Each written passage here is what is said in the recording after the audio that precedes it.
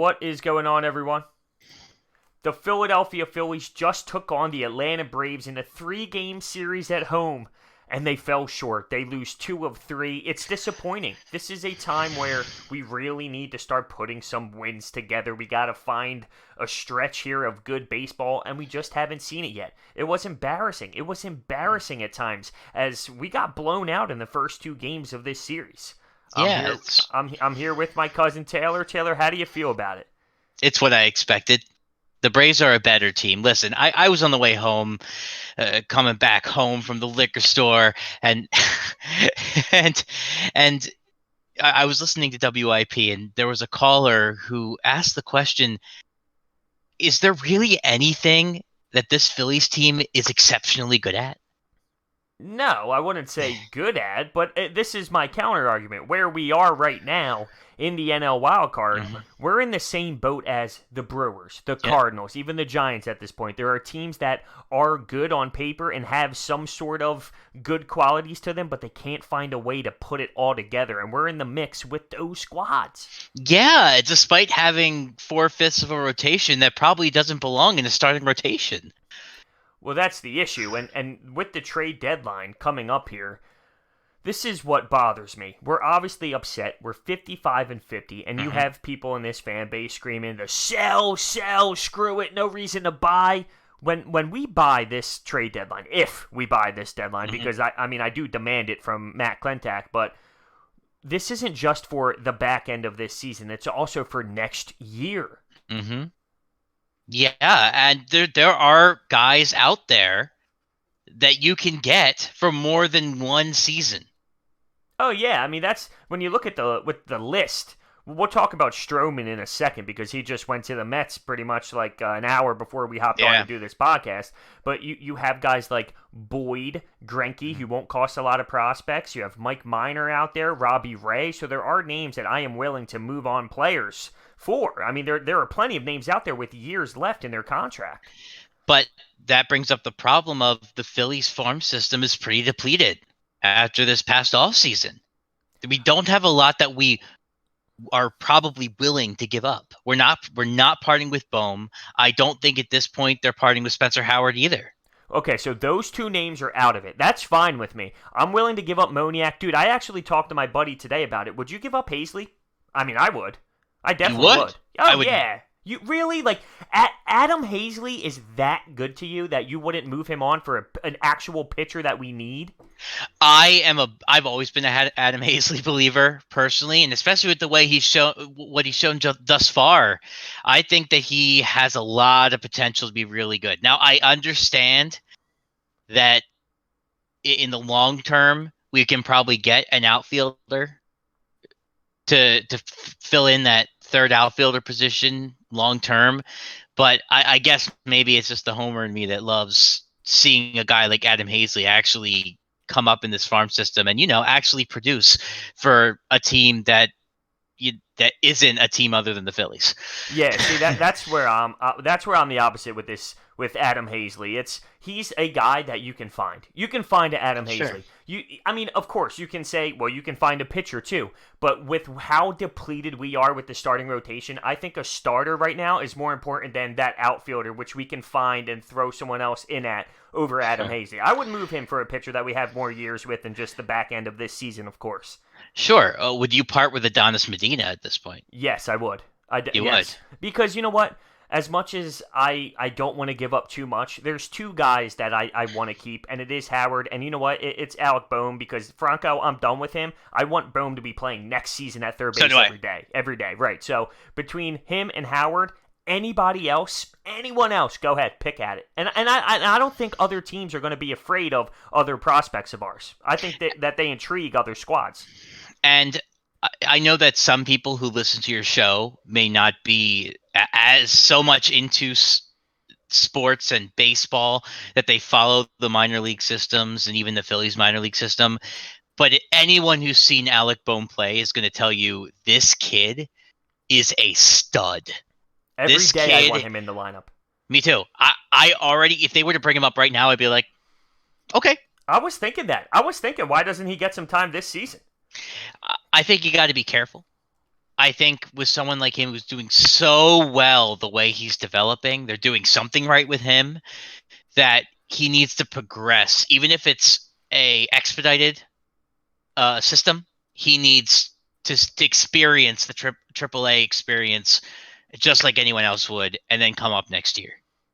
Yeah, that's fair. And to be honest with you, with where we are right now, it's a lot of pressure to get thrown into the fire. Like early next year, if you get your first lick of the MLB, in March, April, May, it's a big time difference than when the fan base is breathing down your necks at 55 and 50, screaming and throwing batteries at people. Oh, I didn't have to go there. No. I didn't have to go there. We didn't do that. We haven't done that in a long time. But hey, speaking of the deadline, though, the big first move happened, and Stroman went to the Mets. My initial reaction is, what? Yes, but I think the Mets are making a move for next year, not moving Syndergaard, or this replaces Syndergaard as they move on from him. But this is how I think of the Mets.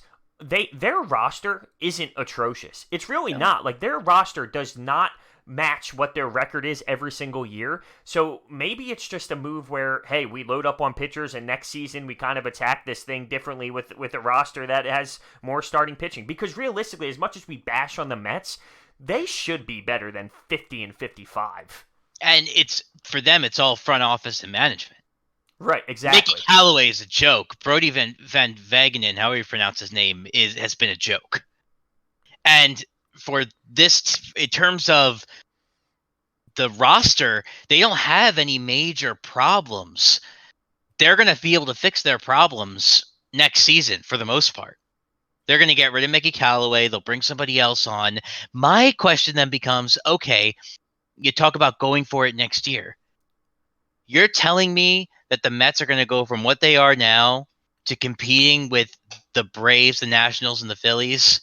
Well, they're only five games back right now, 5 or 6 games back of the wild card. So it's not like they're that crazily out of it, which is absurd. True, but at the same time, I'm thinking from a standpoint of, okay, let's say they don't win a World Series next year, which they probably won't. What then? Yeah, I mean, but the thing is, if they do move on from Syndergaard, so I don't think this is the last move they're going to make. If they do move on from Syndergaard and acquire prospects or even MLB players right now ready to go, well, then Stroman kind of helps fix that hole that just left. So maybe that's the direction they're going in. Yeah, possibly. When it comes to the Mets, they're kind of an anomaly because they're falling apart because of everything but the players. I know. It's such a tough spot to be in. But before we move on to what happened in the series, we're keeping it around the MLB right now. Did you see what Trevor Bauer did when he got yanked today? I did not. He threw the ball into the outfield over the fence. He was so pissed. I've never seen that. I gotta watch that. Yeah, he saw the coach come out to get ready to yank him. He takes the ball and chucks it to center field over the fence. That's awesome. I know. That's unbelievable. Awesome. He's a head case. Now, he's someone that rumors have been around and surfacing that the Phillies would maybe go after him, but, he is a legitimate nutcase. He is. He's bizarre. The things that come out of that guy's mouth, it's bizarre. And I don't know if that's the kind of guy that someone like Gabe Kapler would want. No, I think this is something that the clubhouse really won't want to make a move for, especially things like this. Like, this is little. It's a little thing, but it can't go unnoticed that he has some sort of wild side to him. Yeah, and when we brought Bryce Harper on, we thought that's what we were getting, and we got the opposite. We got a mature Bryce Harper, which I'm not mad about. No, we did get a different side of him. I'd rather have the mature Bryce Harper because I used to hate the immature Bryce Harper. That is what I wish he had, just a little bit more of a edge. But okay. I will take this over a jerk-off Bryce Harper, though. Like, this is, he comes to the ballpark every day. He has that mentality. He's a leader when it comes to just his presence, but he is way more mature. He's the 26 and not the 19 Bryce Harper. I wish he had a tiny bit more of a personality than he does, which I really am truly surprised we don't have that side of him. But once again, it's not like I'm mad at him for what he is. I'm in love with the Bryce Harper we have. Yeah, and I think Arrieta took a little bit of that edge from him. Arrieta, Jake Arrieta. Well, we'll talk about Jake Arrieta in a couple minutes here Oh, because, great. well, not a couple minutes, couple seconds, because we're going to talk about the first game of this series. It Hmm. was a 9-2 heartless loss, and the team comes out after a weird week. They're off Monday. They play 2 games against the Tigers. They're off Thursday, and they're resting Bryce Harper during that Tiger series. They're resting players, understanding how big of a series this is, and they come out in Citizens Bank Park and put up an effort that was so brutal and painful to watch. I can't believe it. Although I can believe it because this team does that. It just goes to show you what position this rotation's in when the Phillies went out of their way to set up this series so that Arrieta and Eflin could start the first 2 games. Yeah, Think about it. I know. Those are your 2 best options that were available to you. Well, one of our best options is Jake Arrieta with a bone spur. That's absurd. And I will give Jake credit. Like, he's battling, and he's actually been doing pretty decent. And in this game, he goes 5 innings, and he was actually insanely solid for the first 4. But as the game went on, you could see his velocity drop, and you can see that he was in more of discomfort. And that 5th inning is where some things went a little bit south. But he can put it together with the bone spur. And as much as he bothers me and pisses me off, I gotta tip the cap that he's fighting through this for the fellas. Yeah, and he isn't the first pitcher to do it. Scott Air did it in '08, but Scott Air also had an ERA under 3.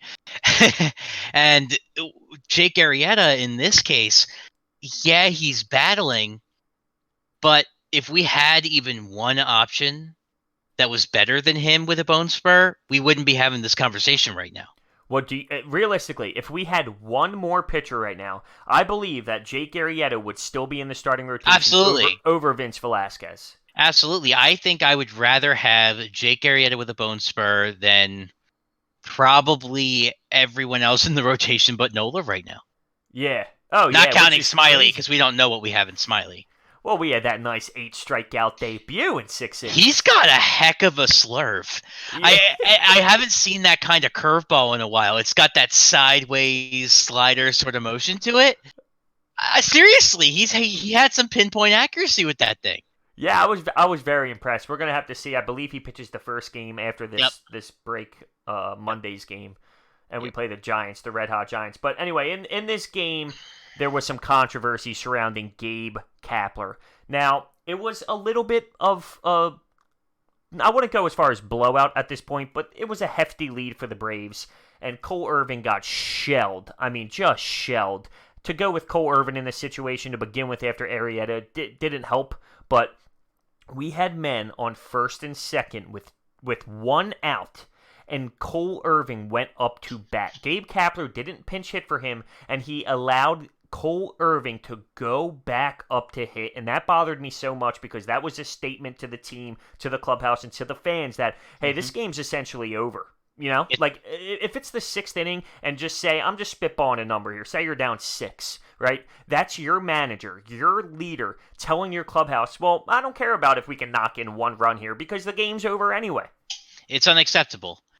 In a series like this, that was as important as this. We're talking about a series that might define what they do at the deadline, that might define the way they go about the rest of this season. And this game is still what I would call within reach. I think most fans would say within reach. And what should be within reach for this offense, what it's supposed to be able to do. And you put your pitcher out there. I couldn't believe it. Now, one thing he stated after the game was, if it was bases loaded 0 outs, they would have put Brad Miller up there. But because it was first and second 1 out, they decided it's not worth it. Now, what? I mean, what? Is that some analytics crap? That's all I got for Emphasis on crap? Emphasis on crap? Yeah. I mean, unbelievable. It's ridiculous. You're giving up on your team. And it bothers me. And in this game, which will be discussed throughout the 3 games here, JT Realmuto had bases loaded and couldn't get anything going. He grounded out to second base. If you haven't been catching up with some of my tweets and some of my videos that I've made over the last couple of days, I've been a little harsh on JT Realmuto's offensive side of the game over the last few weeks. And of course, we're recording on a day where he hits a grand slam. Well, that's what I said. Well, as I mentioned that, it'll get funnier as we go along, of course. Yeah, and what I've read a lot online is that he really isn't a 5-hole hitter, and that doesn't mean he's bad. It doesn't mean that he wasn't worth what we traded for him. It just means that where his skill set may not be the best for the 5-hole. And I think over time, as assuming we extend him, and I think we will. Yeah, I think so too. We'll see him move around the lineup a little bit and find a place that might work a little better for him. Yeah, definitely. It's not a knock saying you're not a 5-hole hitter. The one thing I mentioned recently was with runners in scoring position and 2 outs, he's hitting 186. So that's bad. Yeah, it's really bad. And with runners in scoring position as a whole, he's hitting 240. So once again, not great either. And he's in spots to knock in runs in that 5-hole. So it's tough. And listen, me saying that, I would do the trade over again and over again and over again. I would sign him for a longer-term deal. And I love him here. I'm just stating the facts that throughout the last few weeks, he hasn't been the strongest when it comes to knocking in runs. That's all. What's tough is that I envision him more as like a 3-hole hitter. And we have Bryce Harper, who's even better. Yeah. Oh, no That's doubt. Bryce Harper, who's hitting 450 with runners in scoring position and 2 outs. Yeah. Oh, no, I'm on the same page as you. I expect him to be more in that spot, and I mean, it is what it is. It's not like he destroys you, but the problem is, we don't have that type of roster where he's able to hit in that 6th, 7th spot, essentially. Mm-hmm. So, yeah. All right, so that was game 1, a heartless game, and it gets better. Oh, it gets better. We come out in game 2 and lose even worse. I mean, it's unbelievable. We lose 15-7, but guess what? That finishing score is flawed. We were down 4-1 after the 2nd inning. We were down 11-1 after the 3rd inning. We were down 13-1 after the 4th inning, and we were down 14-1 after 5. Zach Eflin can't even go through 3 innings because he felt heavy, and it was just bad. Ranger Suarez, who had a good run, couldn't really help either, as he allowed was it Ozzie Albies who hit the grand slam there, couldn't pick up his teammates back, and he was put in a tough position, but, starting pitching was a huge problem in that game. Yeah, and if you were watching today, and I know you were, T-Mac was talking about how Eflin's velocity went down significantly after the first couple of innings. It went from around 95, 96 mile an hour to around 92, 93 mile an hour on his fastball. Well, he only went 2 2/3, so we're talking like 1 inning. Yeah, after the first inning, I believe he was saying. And that's scary. He's not hurt. And this isn't the first game where we've heard, oh, he felt heavy. What's that mean? I don't know. He's young. What is he, 25, 26 years old? Like, it's not like he's 37. And it's not like he's a crafty pitcher like Cole Hamels was. He's a blow a fastball by you kind of guy who isn't blowing fastballs by anybody. He's got so good in the beginning of the year. But he's losing all the movement and all the velocity on that fastball. It's like he lost everything. This is a common theme for him, though. This is what he's done throughout his entire career. So, it's kind of similar to the Hector Neris thing. Hector Neris in the beginning of this year, all-star numbers, he was fantastic. And then he started to get into like a little bit of a slump, but he does that every single year. So with Zach Eflin, I'm done falling for the beginning of the seasons because if he's even here or not for the future, I don't know. And he has such a hard time trying to get guys out looking. Oh, big time. There's a bunch of foul balls involved and long at-bats. Him and Velasquez have a lot of similar problems. Velasquez is more mental. But with Eflin, you just see foul ball after foul ball after foul ball, and then he loses battles against guys. Or even if he gets them out, it's after 7-8 pitches. Yeah, I know. It's wild. But you mentioned Vince Velasquez here. Hold on. As I look through my notes, I'm trying to go back to that Detroit game that he played because I think they loved him. I'm looking at his stat line. Yeah, so He went 5 2/3 with 9 strikeouts in that last game against the Tigers, and he threw like 110 pitches. Couldn't even get to the 6th inning. Like, he has the stuff to swing for people to swing and miss too. They were right here. I have it: 16 swinging strikes, and he was just having that fastball rise. He has the stuff, but he can't go long ever because he can't keep his pitch count normal. Where have we heard that before? Every season ever. Having the stuff, but not being able to make it happen. Every pitcher in this rotation whose name isn't Nola. It's unbelievable, man. Well, let's get to, we'll get to Nick Pivetta in the third game because that's where he really shined, if you will. So let's finish off this game. In this 15-7 loss, there was a little bit of, I'll put air quotes around this, fight back from the Phillies because Andrew Knapp had a couple hits there, and Sean Rodriguez with a home run, and he had 2 RBIs. And Andrew Knapp's my boy. Yeah, that's all great and dandy that we fought back, but for you to come out in the first 2 games of the series and get blown out, at this point, right, this was the last 6 games against the Braves. Keep in mind, this doesn't count that Sunday victory. We were outscored 60-20 in the last 6 games against the Braves. Well, let me preface this by giving your fans a daily reminder that Andrew Knapp is a joke. I don't care that he got 2 hits. That said, I also read somewhere that, I don't know, I think it was in the middle of today's game, that the Braves have and the Phillies have combined for 70 runs in their past something around 5 matchups, something like that. The Braves have 54 of those runs. Yeah, I know. It's wild, man. It's wild that we can't. It's almost as if they intimidate us. No? Yeah, I think they do, and I think what's intimidating about them is how deep they are. They are a very deep squad, and we're not anymore. They are. We're too injured. Our farm system isn't quite up to snuff as it used to be. It's tough. It's intimidating to go against a team like that, and make no doubt about it, they are better. They might be better for longer than we want to admit.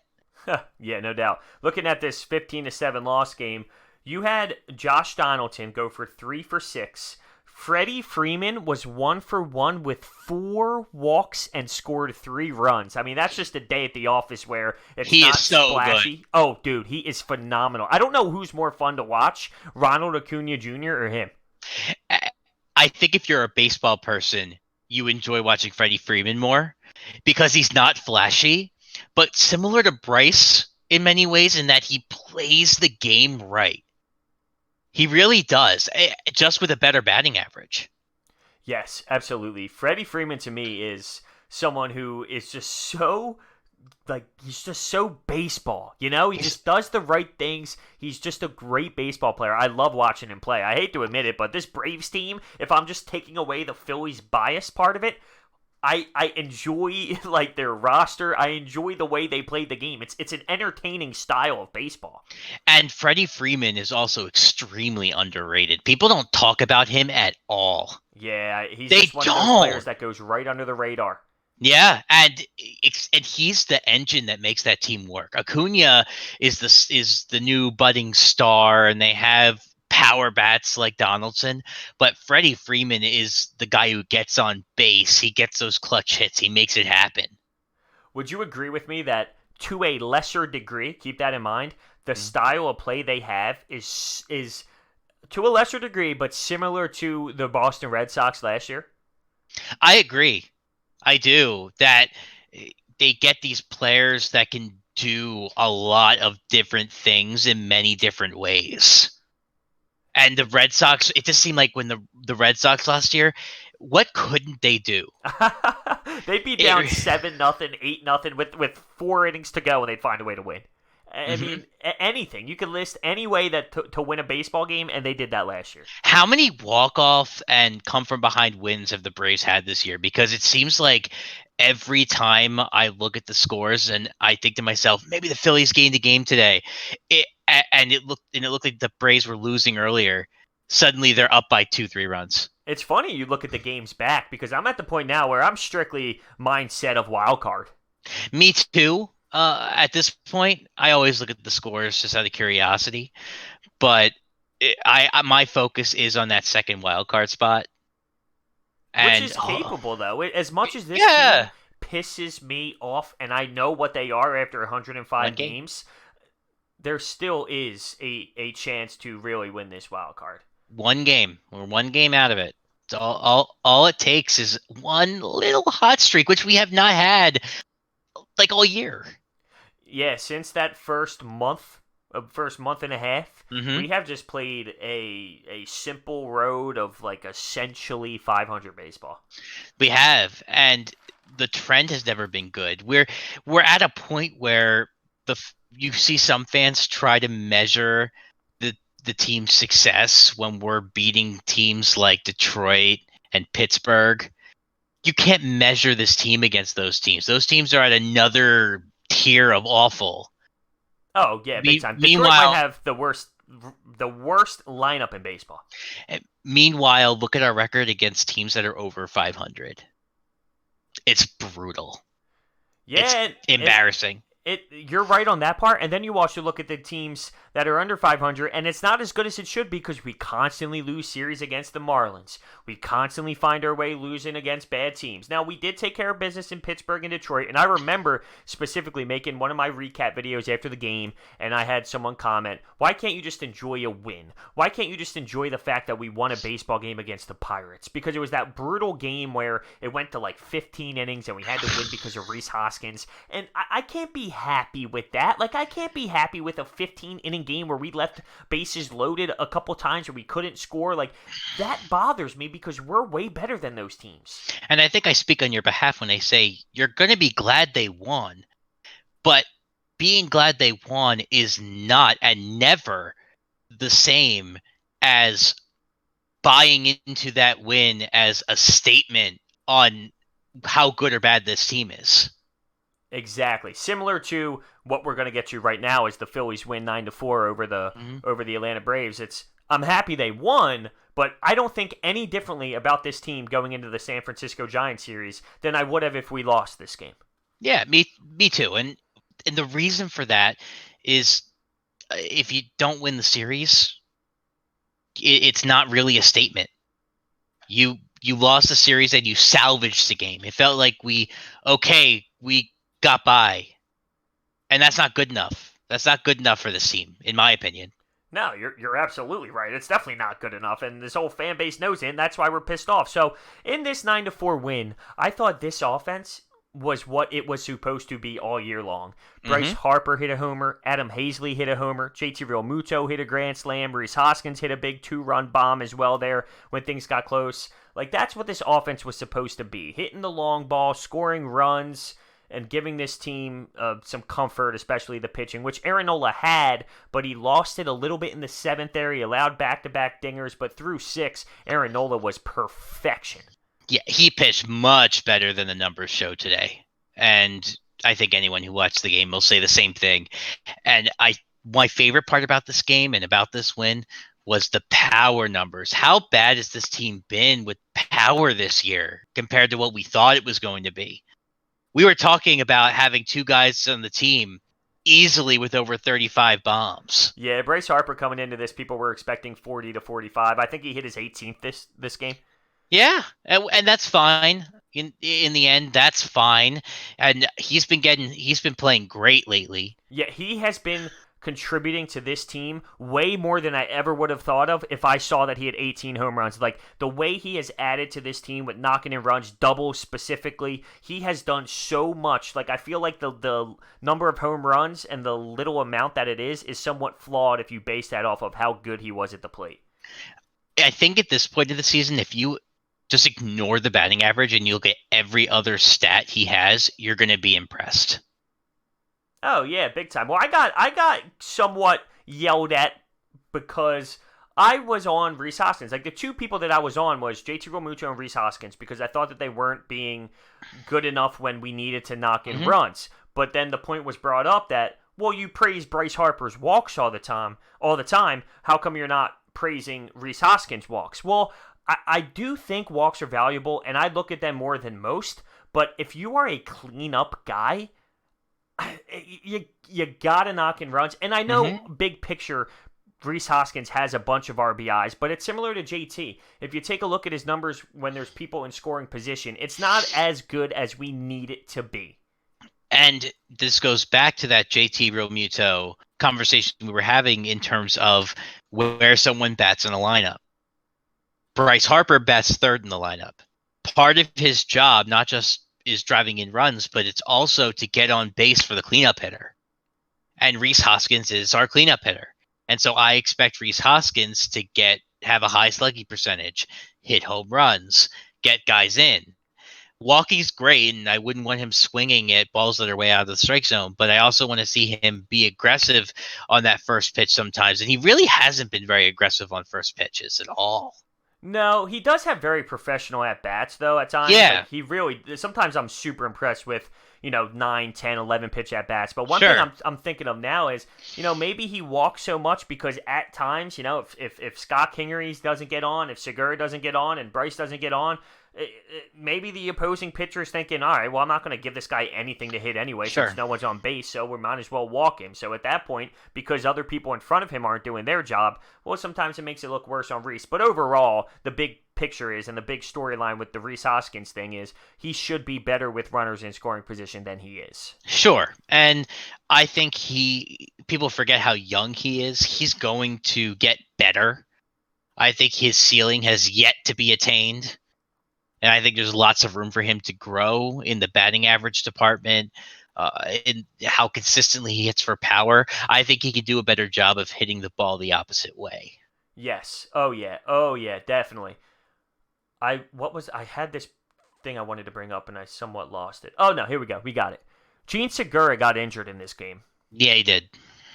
Ronald Acuna was sliding into second base. This is back-to-back games where they kind of collided there. I don't know if it was Gene last game, but it was It could have been Cesar if he was covering the bag, but regardless, or Scotty, whoever was covering the bag at that point. But regardless, this was a loss. I mean, this is a loss. He's hitting 281, and think about it. Scott Kingery moves to shortstop, so we lose our center fielder. We put in Roman Quinn.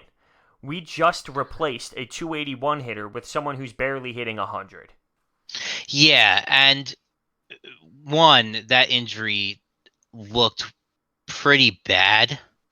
I always cringe when I see something wrong with a player's knee.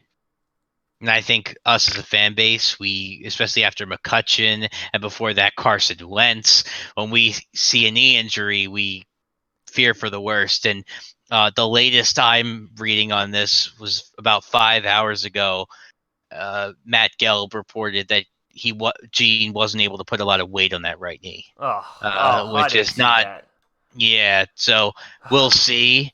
I don't know. David Uram said Gene Segura had a bruised right chin, a right shin contusion. That's what I'm hearing it is. So hopefully That is what I that's heard all too, it actually. is. A contusion would be the best case scenario.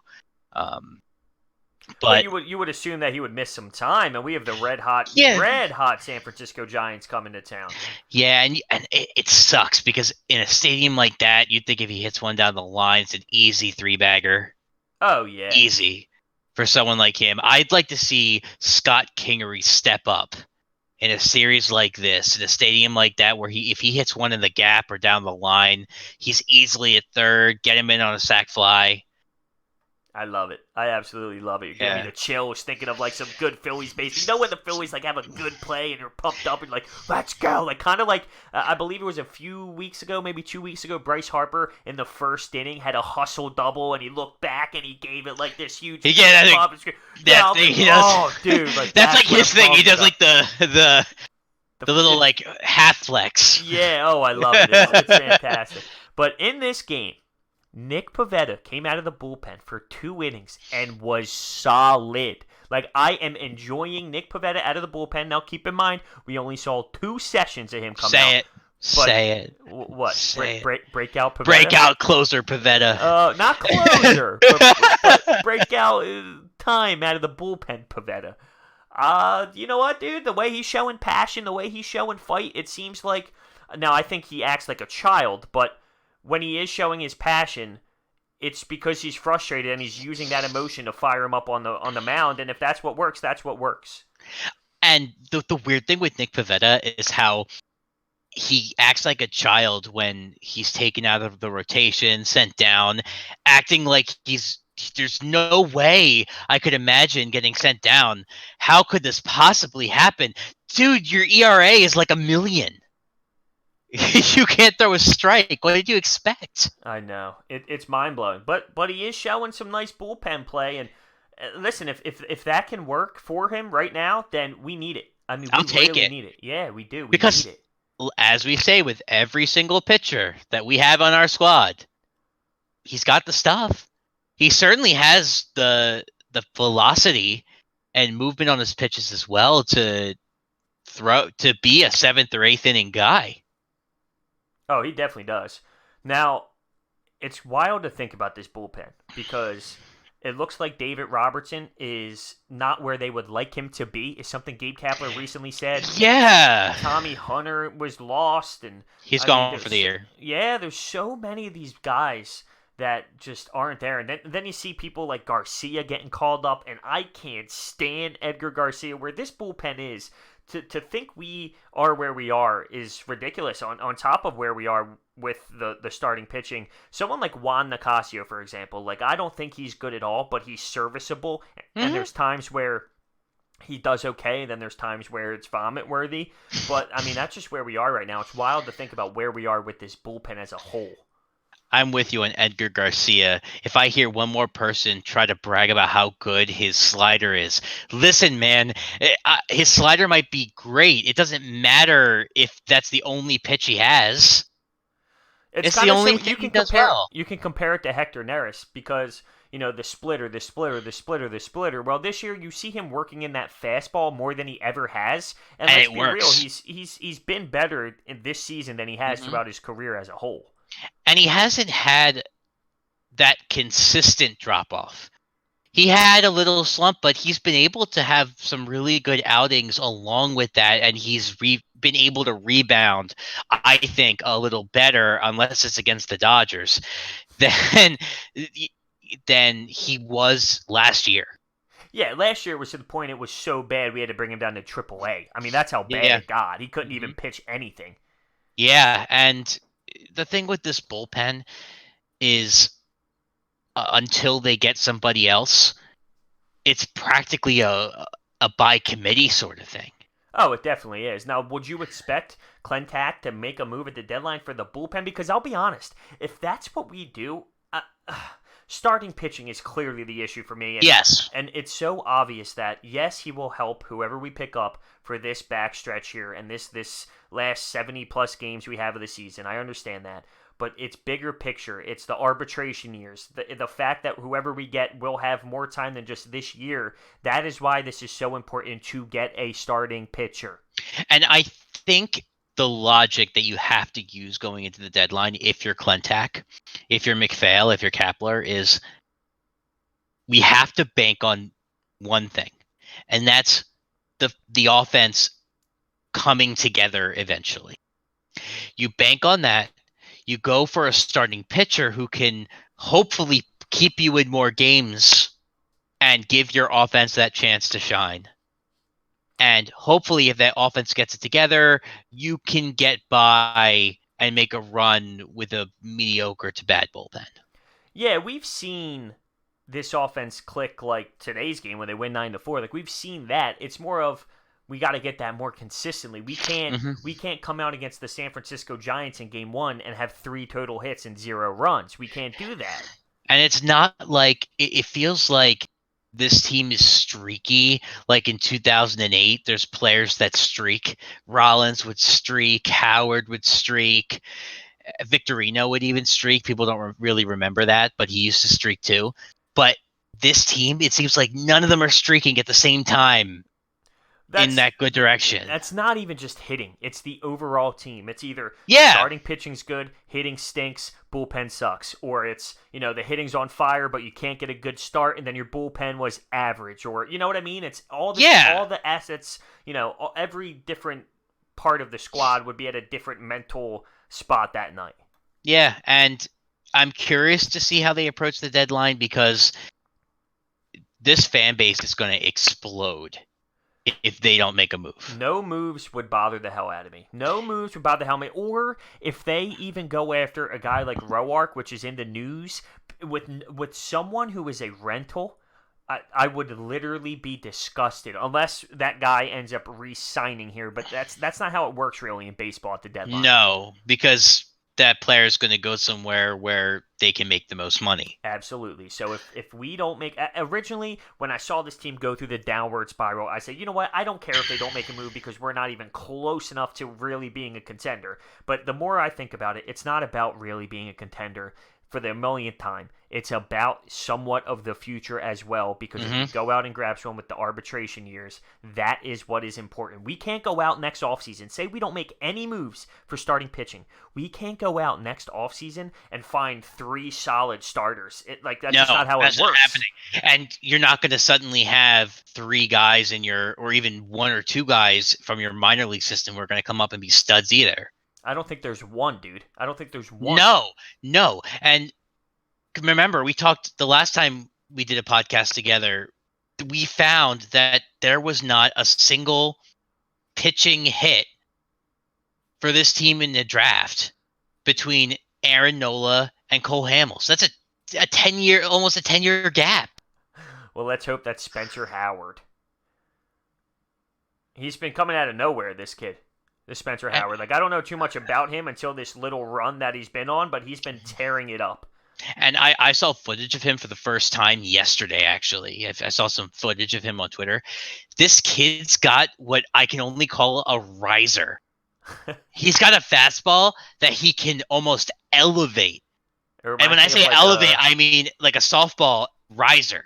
When you say that, I was thinking literally of like a wiffle ball game with the boys in the backyard. Like, you know what I mean? Yeah. Those nasty wiffle ball pitches. Yeah, and I hope he's good. For the sake of the future of this team, I hope he's good. He does pass the name test, even though it sounds more like a football name than a baseball name. They moved down J.D. Hammer. You know, speaking of the eye test, not just the name, but the looks too, with the glasses and the hair. You know what I mean? Hey, I'm surprised they moved him down. Well, hold on. Let me get this straight. They picked up that guy from Minnesota, right? And oh, this is why I read up into it. Because there's only a certain amount of times you can move certain players up and down. Yeah. He had the most available to get moved up and down. So instead of moving someone down who doesn't have as many, moves left, they went with J.D. Hammer. Is that a Rule 5 draft situation where I know that if a player spends a certain amount of time with the major league squad, but not quite enough, they are eligible for the Rule 5 draft, and the Phillies could lose them to another team? It's something weird like that. So that's why they moved J.D. Hammer. There was more than just, they didn't think he was doing good enough. There was something logistical involved with... Because I like him. I do like him as a bullpen piece.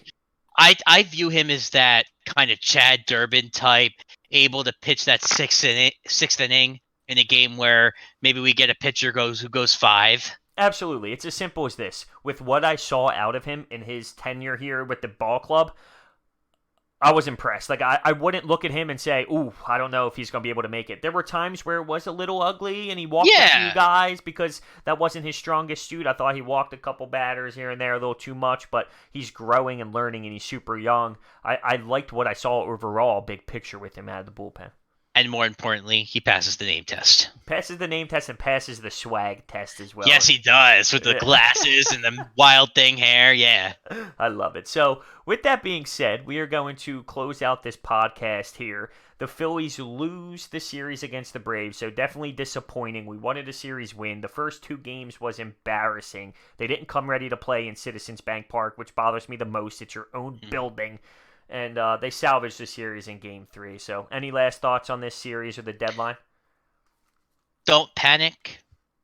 That's what I would tell people who are watching and have gotten this far. Don't panic. There's still a lot of baseball to be played. We have 2 full months left of baseball. And more than that, we're only 1 game out of a wild card spot. So think about that. All that matters is making the playoffs. Make the playoffs. And then we'll see. That's the big thing. And I don't think anyone's going to run away with this. Milwaukee, Chicago, the Cardinals. Like, no one's going to run away with this second wild card spot. So that's big. But one thing you mentioned is just make the playoffs. And I think you're 100% right, because I believe that Aaron Nola getting a start, whether it's away in Washington against Max Scherzer in the playoffs or whatever the case may be, I believe that getting Aaron Nola that wild card start is so big for his development that I essentially really need to see it happen. We talk about playoff experience a lot when we analyze players. And you see what happens when players don't have that playoff experience. People talk about Mike Trout a lot. Does Mike Trout ever? I think he's been in the playoffs once. Yeah, he has not been very successful. Well, he has specifically, but that team hasn't. But in general, he hasn't had much playoff experience at all. And people point that out when you try to talk up Mike Trout. Yeah. And so we'll see what happens, but I want this team and the players that are on this team for the long term, Rhys and Bryce and Aaron Nola, to get those playoff reps with this team so that they can get an idea of what baseball's like in October in this ballpark, preferably. Yeah, I mean, realistically, if it is that wild card game, it probably won't be in this ballpark. But, just the experience is big. So with that being said, thank you guys so much for listening to this podcast. It was a great time. I wish we were talking about a nice series win, but it is what it is. So we obviously will have more podcasts in the future. Thank you guys so much for listening, and we will see you next time.